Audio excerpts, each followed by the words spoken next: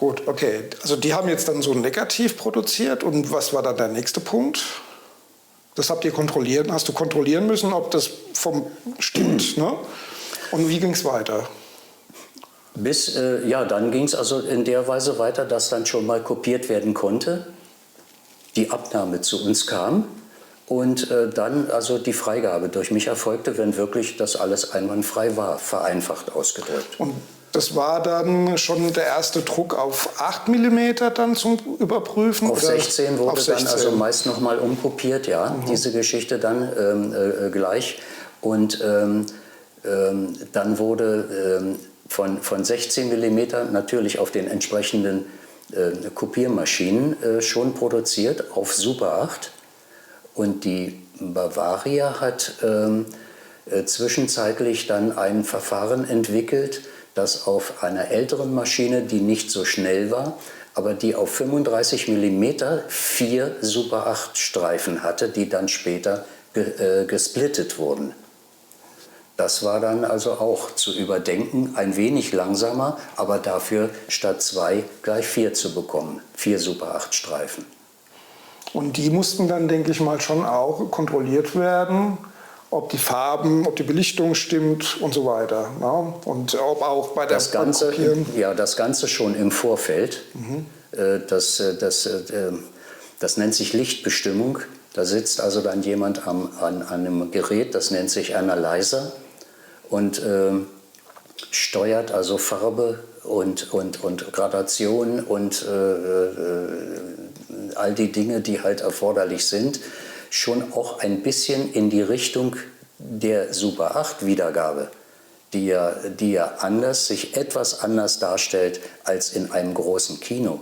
Genauso wie der Ton ja das Problem hat, das ist ja normalerweise, übernehmen wir ja dann die Kinomischung,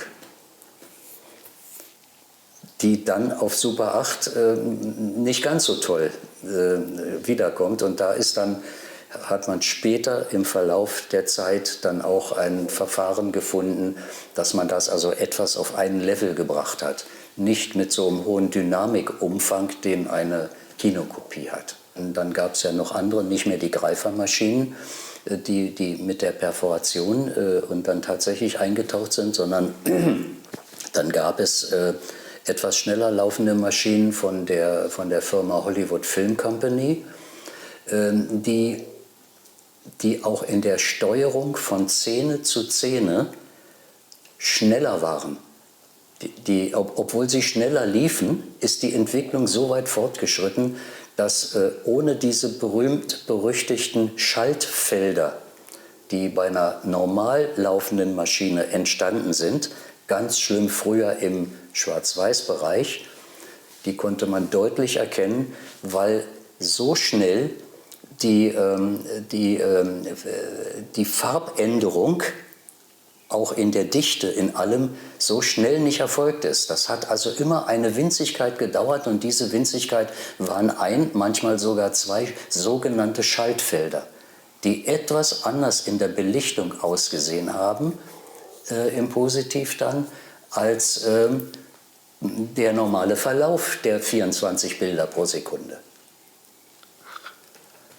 Interessant. Das war ein ganz, ganz großes Thema grundsätzlich in der Kinotechnik, in der Kopiertechnik, egal ob Super 8 oder 35 mm bei der Filmkopie, diese Schaltfelder von mir gerade erwähnt.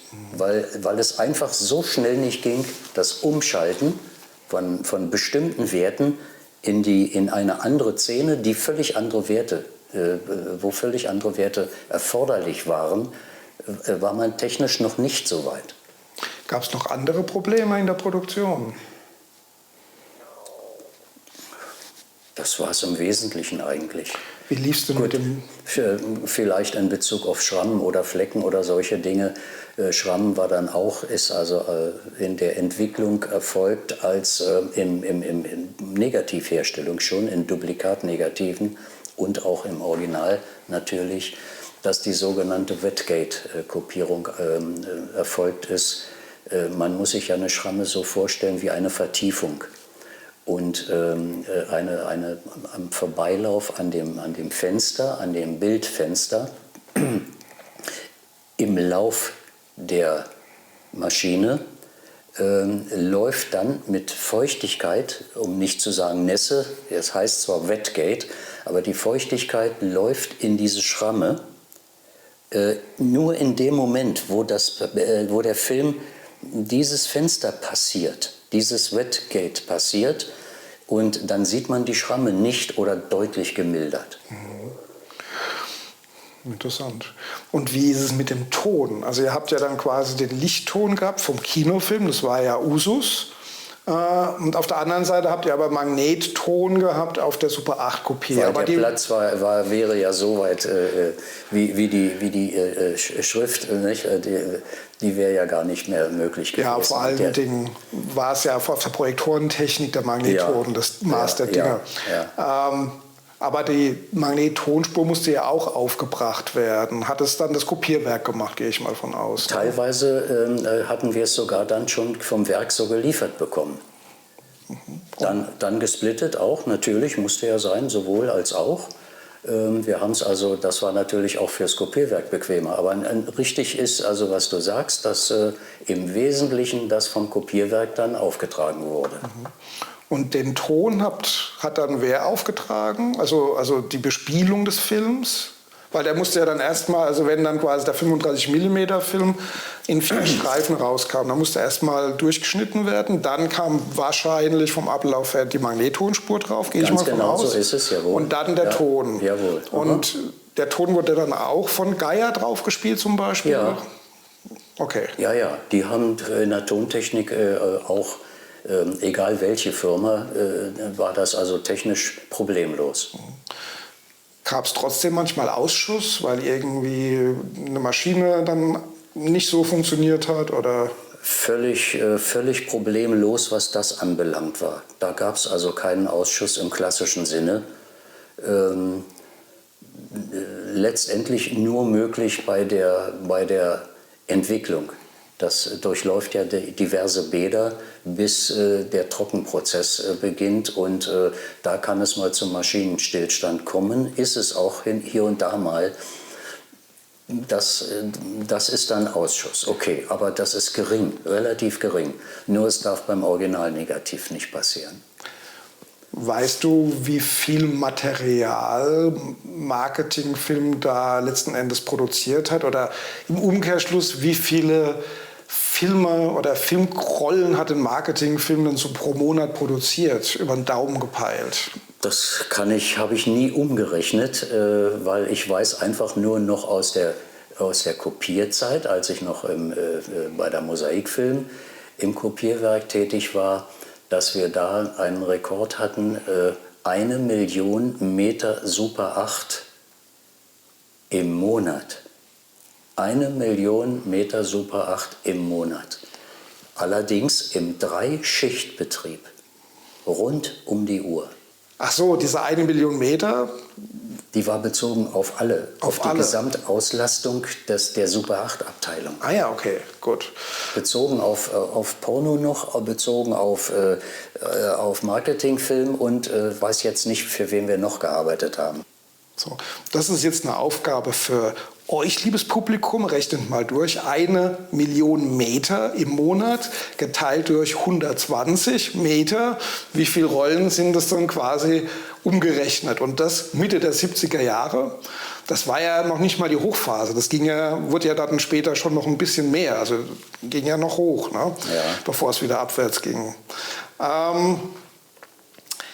Marketingfilm hat ja auch eine technische Neuerung in dem Bereich für Super 8 auf den Markt gebracht, nämlich den Polyesterfilm. Ja. Wie kam das denn dazu? Also Die Idee kam tatsächlich durch mich, erfunden habe ich es nicht, aber die Idee und die Verwirklichung habe ich ermöglicht, weil ich in Erfahrung durch Zufall gebracht habe, dass es Polyesterfilmmaterial gibt im 35 mm Bereich von Kodak. Monopol war das. Und das wollte ich mir zunutze machen, da bekanntermaßen ja, glaube ich, 110 Meter auf die üblichen kleineren oder normalen Projektoren nur passte. 17 Minuten, wenn ich mich recht erinnere, auf die Spule. Und damit waren wir dann in der Lage, so auf 20, 21 Minuten zu kommen, weil das Material deutlich dünner war, somit mehr auf die eigentlich 100, 110 Meter Spule. Also das war deine Initiative, Polyester? Ja, definitiv.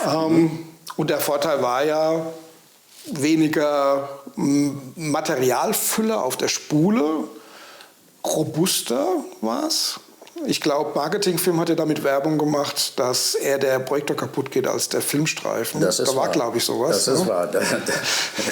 Das Risiko war gegeben. Aber der deutlichere Vorteil war einfach, dass etwas mehr auf die Spule ging. Ja. Das war das Ansinnen. Und heutzutage ist es der Vorteil, dass Polyestermaterial kein Essig-Syndrom entwickelt, weil keine biologischen Komponenten drin sind. Damals hat man sich um solche Dinge ja gar nicht gekümmert. Der Vorteil war, dass es... ich versuche mich jetzt wirklich vorsichtig auszudrücken, dass die Leuchtkraft etwas besser war, weil ja das Durchleuchten, weil der Acetat und Polyester durch das dünnere Material hatte ja das Acetat eine etwas mehr Filterwirkung. Also war die Leuchtkraft war etwas besser. Das macht Sinn. Da habe ich noch gar nicht dran gedacht. Stimmt, logisch. Ja, klar. Hatte denn das neue Material Polyester auch irgendwelche Auswirkungen auf den Kopiervorgang oder lief das genauso wie vorher? Das lief genauso.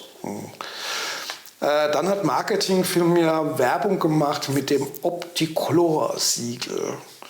Das wäre ja jetzt dann was direkt aus deinem Fachbereich. Was hat denn dahinter gesteckt?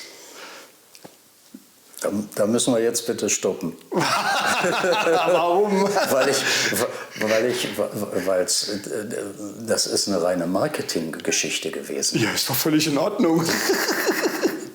Das zusammengenommene, wirklich hochwertige Produkt war einfach auch, dass es keine Mängel gab in Sachen Bildqualität, Beeinträchtigung durch Schrammen oder grobe Flecken und all solche Dinge, die herausgeschnitten worden sind und die ja sich im Wesentlichen ja auch nicht im Original negativ befunden haben. Alles in Addition, alle Feinheiten zusammen addiert, war dann wirklich eine durchgehend gute Bildqualität ohne Einschränkungen. Ja, nee, das ist auch so. Also Marketingfilm hat auch das konsequenteste Qualitätsniveau, was die Bildqualität angeht. Das ist tatsächlich so. Deswegen die von mir vorhin erwähnten meterlangen Telexe, anders ging es ja seinerzeit nicht.